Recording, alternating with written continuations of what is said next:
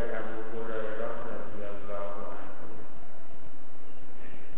Qala berkata siapa Abu Hurairah, qala Rasulullah, bersabda siapa Rasulullah sallallahu alaihi wasallam,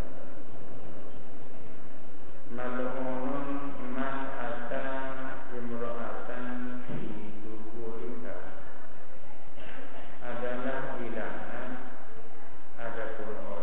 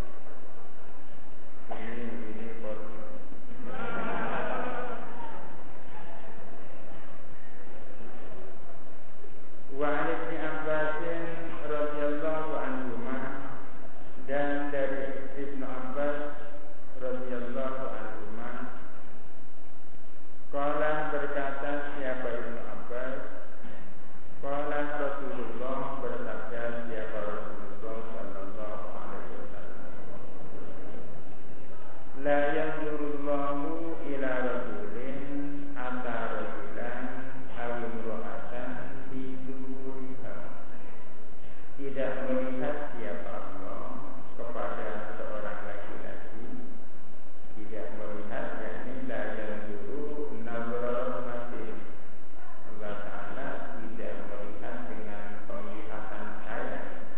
Bisa saja Allah Ta'ala bisa melihat, tapi penglihatan benci. Allah Ta'ala tidak melihat dengan penglihatan sayang kepada tiap-tiap laki-laki atarajulan, yakni latarajulan, yang meliwat laki-laki. Ini maksudnya melakukan hubungan seksual, laki-laki mengumpuli laki-laki. Al-imra'atan, atau laki-laki mengumpuli perempuan tapi mengumpuli hati tubuhnya perempuan. Laki-laki yang mengumpuli laki-laki, laki-laki yang mengumpuli perempuan di dalam tubuhnya, laki-laki yang seperti itu tidak dilihat oleh Allah dengan penglihatan sayang. Artinya orang seperti itu tidak dapat rahmat, tidak mendapatkan kasih sayang dari Allah Subhanahu wa Ta'ala. Ini artinya bahwa liwat itu hukumnya haram. Liwat, wati zuhur, itu hukumnya haram. Demikian pula mengumpuli istrinya sendiri tapi di tubuhnya. Rawahu At-Tirmidzi, meriwayatkan kepada hadis itu siapa At-Tirmidzi, wan Nasa'i dan An-Nasa'i, wa Ibnu Hibban dan Ibnu Hibban, wa u'illa bil waqti, dan diillati dengan waktu. Artinya hadis ini dinyatakan berillat lantaran ternyata hadis ini adalah hadis mauquf, yakni disandarkan kepada Ibnu Abbas, tidak langsung kepada Rasulullah. Wa an Abi Hurairah radhiyallahu anhu, dan dari Abu Hurairah radhiyallahu anhu, anin Nabi, dari kanjeng Nabi sallallahu alaihi wasallam, qala, bersabda siapa kanjeng Nabi, man kana yu'minu billahi wal yawmil akhir fala yu'zi jarahu. Barang siapa orang beriman kepada Allah dan hari akhir, maka dia tidak akan menyakiti kepada tetangganya. Artinya watak daripada orang yang beriman kepada Allah dan yaumil akhir, wataknya adalah enggan untuk menyakiti tetangganya. Ini artinya bahwa orang yang mau atau suka menyakiti tetangganya, itu pertanda orang itu bukanlah orang mukmin yang sebenarnya. Jadi tetangga harus dihormati, baik muslim maupun non-muslim. Ini termasuk ukhuwah jariyah, namanya persaudaraan antar tetangga. Kalau kebetulan tetangga itu tetangga muslim, maka selain ukhuwah jariyah adalah ukhuwah bainal muslimin, ukhuwah Islamiyah. Wastausu bin nisa'i khairan, dan hendaklah kamu menerima wasiat atau saling berwasiat dengan baik terhadap perempuan. Ini maksudnya wastausu bin nisa'i khairan, hendaklah kamu menerima wasiat atau saling berwasiat dengan baik terhadap perempuan. Hendaklah antar laki-laki itu saling berpesan, saling berwasiat satu sama lain, agar supaya berbuat baik kepada perempuan, terutama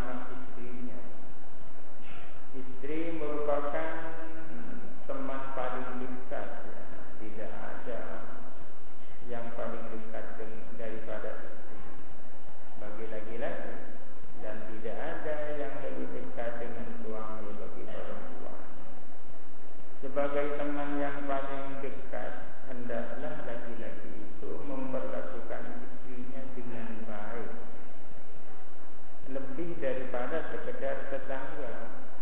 Jangankan istri, tetangga saja harus dilakukan dengan baik. Fa innahunna khuliqna min dila'in a'waja. Sesungguhnya orang-orang perempuan itu diciptakan dari tulang rusuk yang bengkok. Katanya Siti Hawa diciptakan dari tulang rusuknya Nabi Adam. Tapi tidak berarti bahwa rusuknya laki-laki itu hilang salah satunya. Kaum perempuan diciptakan dari tulang rusuk yang bengkok. Memang tulang rusuk itu bengkok. Wa inna a'waja shay'in fid dila'i a'lahu. Sesungguhnya paling bengkoknya sesuatu di dalam tulang rusuk a'lahu ialah yang paling atas.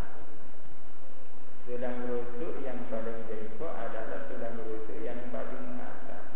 Ya, perempuan diciptakan dari tulang rusuk yang paling atas itu, yang paling bengkok itu. Apakah karena bengkok perlu diluruskan? Ya, tak mungkin sudah bengkok diluruskan. Fa in dhahabta tuqimuhu kasartahu. Jikalau kamu pergi mau meluruskan tulang yang bengkok itu, kasartahu, engkau akan memecahkan tulang yang bengkok. Kalau engkau mencoba pergi berangkat mau meluruskan yang bengkok itu, pastilah akibatnya bukan engkau bisa meluruskan, justru akan membuat tulang yang bengkok itu jadi pecah atau patah. Yang dimaksud patah ini adalah perceraian itu. Artinya kebengkokan perempuan merupakan sesuatu yang natural, tabi'i alami. Artinya jangan coba-coba apa yang alami itu bisa diubah. Artinya laki-laki harus sabar menghadapi perempuan. Harus sabar menghadapi perempuan. Memang itu adanya. Harus sabar.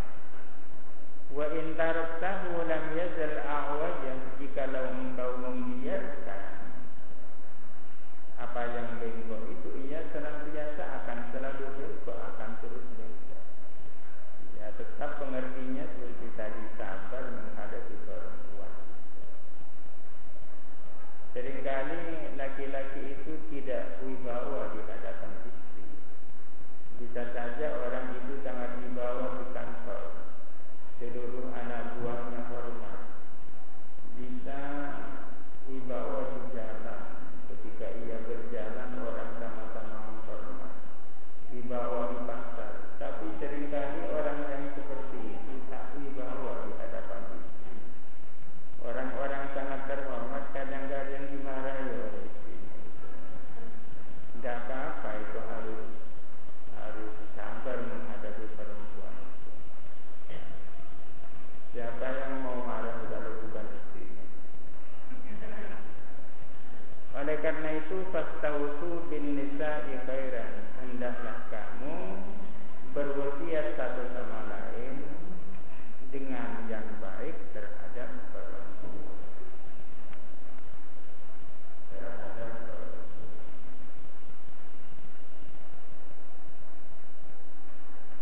Hadis ini menunjukkan bahwa tetangga itu harus dihormati. Tetangga memiliki hak-hak yang sangat besar.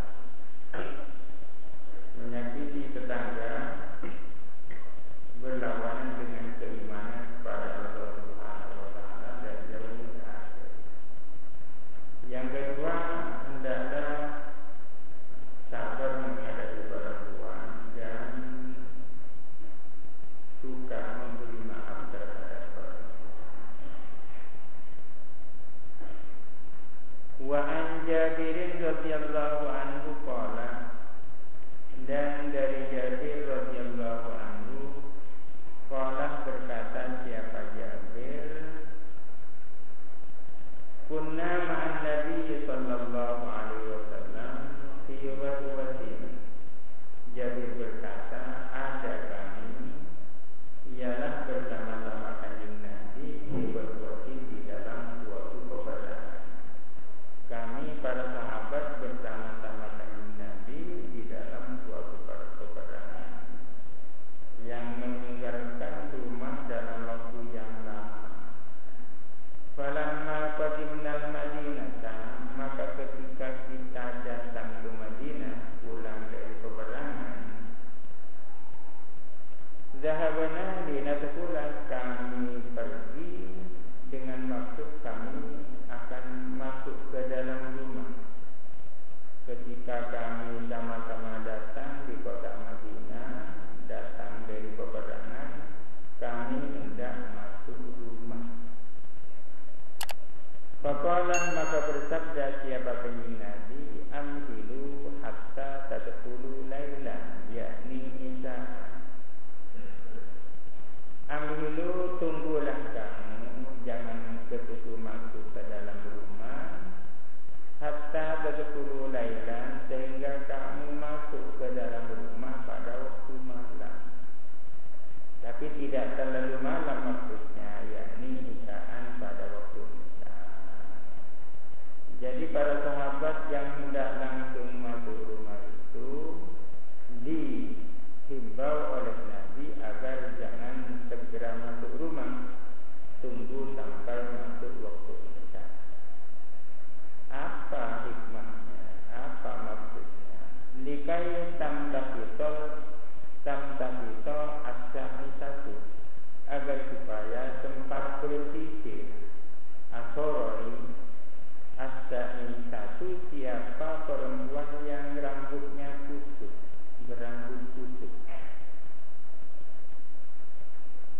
Wa tastahiddal mawibatu, dan sampai bisa mensyukur al-mawibatu, siapa perempuan yang telah ditinggal itu. Apa ini artinya? Jadi para sahabat dihimbau oleh Nabi agar jangan langsung masuk rumah, diminta menunggu sampai waktu isya, dengan tujuan dikaitam tasito as-sa'isatu, agar supaya punya kesempatan bersisir siapa seorang perempuan yang sedang rambutnya kusut, ditinggal suaminya tak berdandan, tak rewes-rewes. Wa tastahiddal mawibatu, dan sampai mensyukur siapa perempuan yang sudah ditinggal suaminya itu, mensyukur ketiaknya, mensyukur guru-guru yang lain. Apa maksudnya? Kalau langsung masuk ke rumah, dikhawatirkan ketika sang suami masuk rumah melihat istri dalam kondisi yang tidak baik. Khawatir ketika suami masuk rumah, dia melihat sang istri berada dalam kondisi yang tidak baik. Kalau melihat istri dalam kondisi yang tidak baik, itu bisa mengganggu terhadap hubungan cinta antara keduanya. Dan takut melihat apa-apa. Hadis ini menunjukkan bahwa seorang suami tidak boleh selalu mengintip-intip kesalahan sang istri. Bagaimana hubungan antara keduanya tetap bertahan harmonis. Hal-hal yang kira-kira mengganggu hubungan rasa cinta antara keduanya harus dihindari. Sampai sejauh itu ajaran Nabi. Jangan-jangan ketika masuk rumah istrinya sedang seperti apa.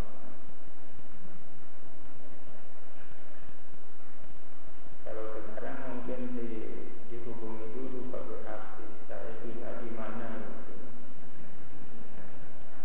biar siap-siap. Muttafaqun alaih. Wa fi riwayatin lil Bukhari, dan di dalam suatu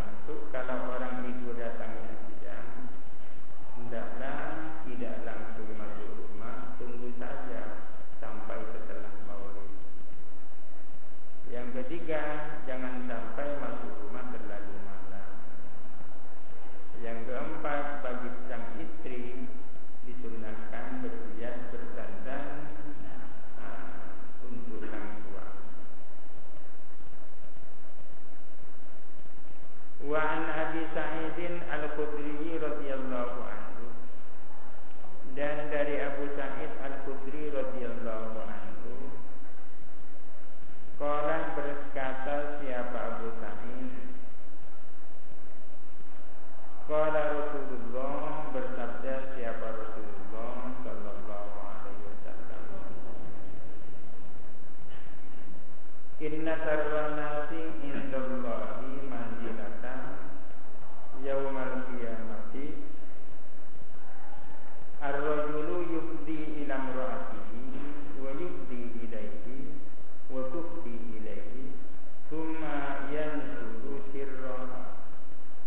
Inna sarran nasi, sesungguhnya seburuk-buruk manusia, indallahi, di sisi Allah, manzilatan, kedudukannya, yaumal qiyamati, pada hari kiamat, ar-rajulu, ialah laki-laki, yufdi ila imra'atihi, yang mana dia mengumpuli istrinya, wa tufdi ilaihi, dan sang istri mengumpuli suaminya. Maksudnya ar-rajulu yufdi ila imra'atihi wa tufdi ilaihi, suami istri sudah buka-bukaan, itu maksudnya. Sudah melakukan sesuatu.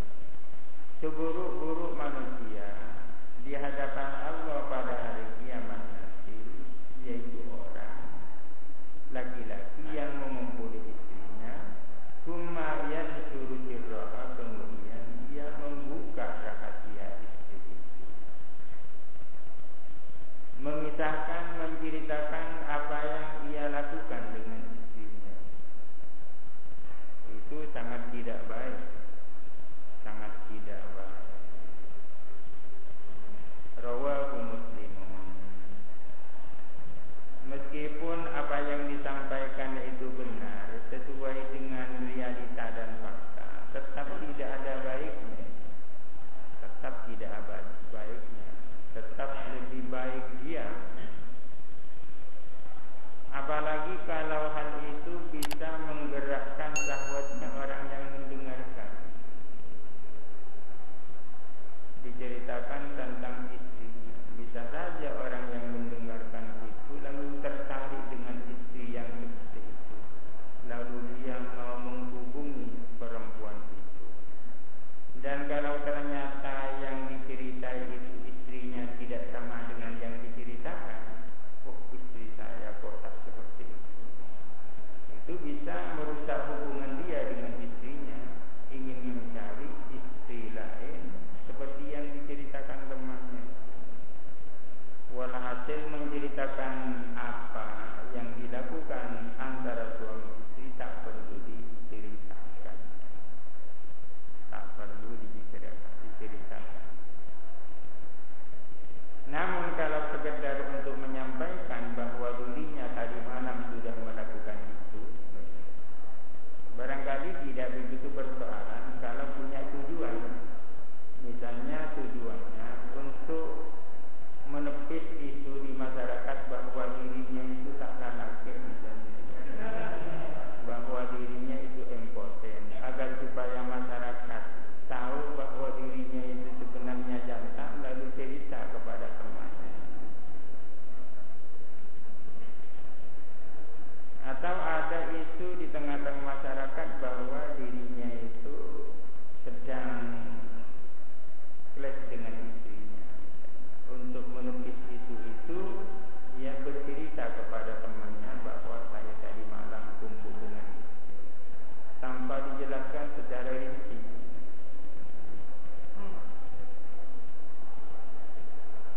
Wa an Hakim bin Muawiyah, wa an Hakim bin Muawiyah,